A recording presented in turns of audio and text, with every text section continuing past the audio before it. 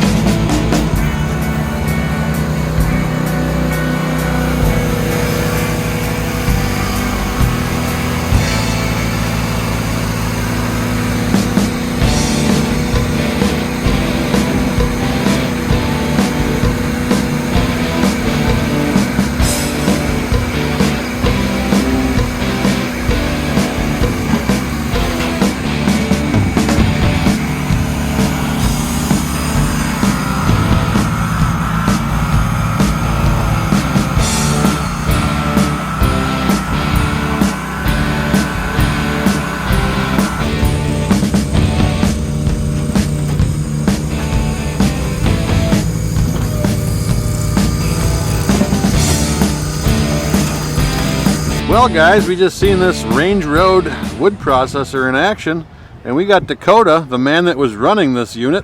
What do you got to tell me about this? What kind of price range is this unit? And so this is the Compro 650. It's a new unit for Range Road. It's really new for us here in the U.S. It's going to be around that $30,000 retail price. So this machine, if you look closely, I'll even show you some of it. This is actually, I kind of modified this a good bit.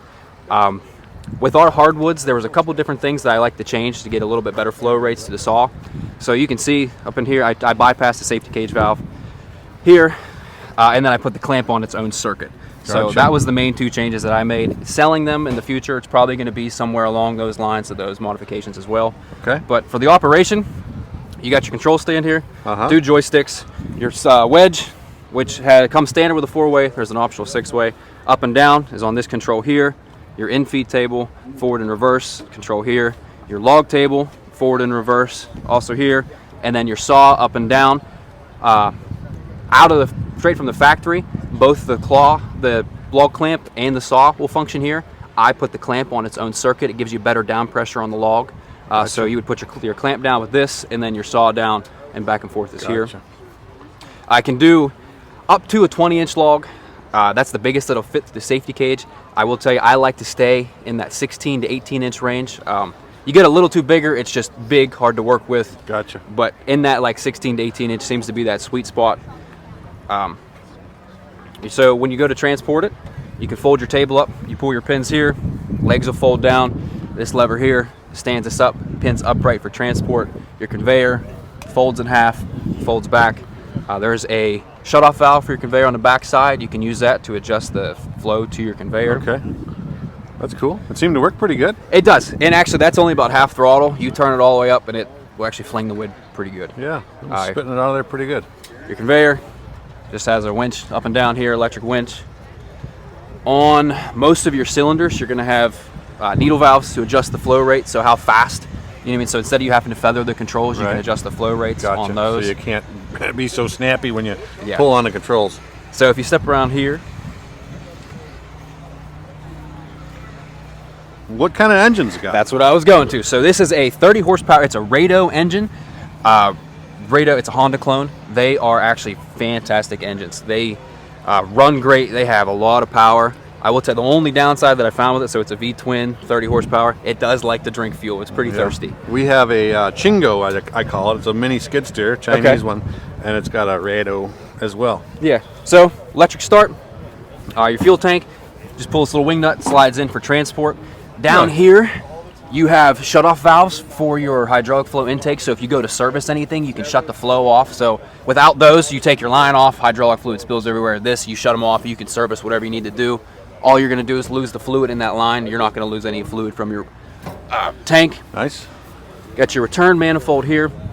So it's a 27-ton splitting ram, but it has what it's called a regen valve on the front side. I can show you that.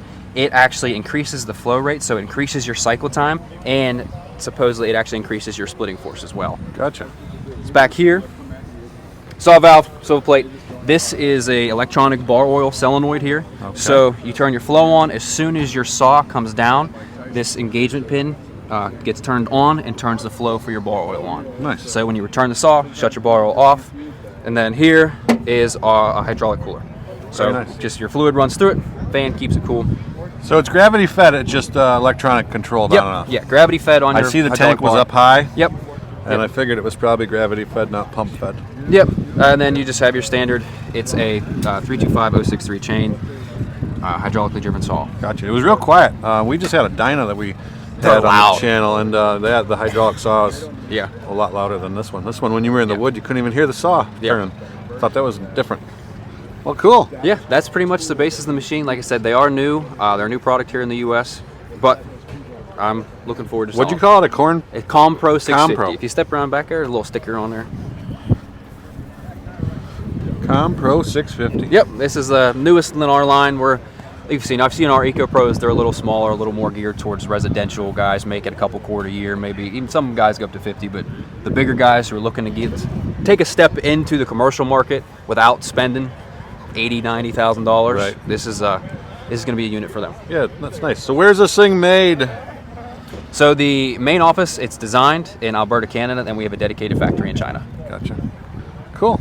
Very nice. Well, thanks for talking with us. All right, guys. Now Dakota's going to show us this unit. What do we got? All right. Well, this is the EcoPro 350. This is going to be similar to the Compro I just showed you, but obviously a little bit smaller. The price tag is much less. That's the thing. A little more economical. It's going to be designed more for the residential homeowner, maybe the guy who's selling a few quart a year. I'm not looking to get in a commercial unit. This one's going to be a little more manual, a little more work than the Compro, where the Compro has joysticks. You're staying in one spot. This, you still have an operator station right here, but you're doing a little more things. This one, your wedge comes up and down, drops in up and down manually. Pretty slick. Comes standard with a 4-way. They just sit down in there. So we also have an optional 6-way, can drop down in. Same thing, it has safety cage valve. On this unit, you open the safety cage, the saw will not work. The ram will still function, but the saw will not function with the safety cage open. Gotcha. Close it. Your ram engagement, gauge it here. You can engage it, return it manually. Really? Yep. So you have your log clamp, your hydraulic saw arm. You pull this up, saw comes down, makes a cut.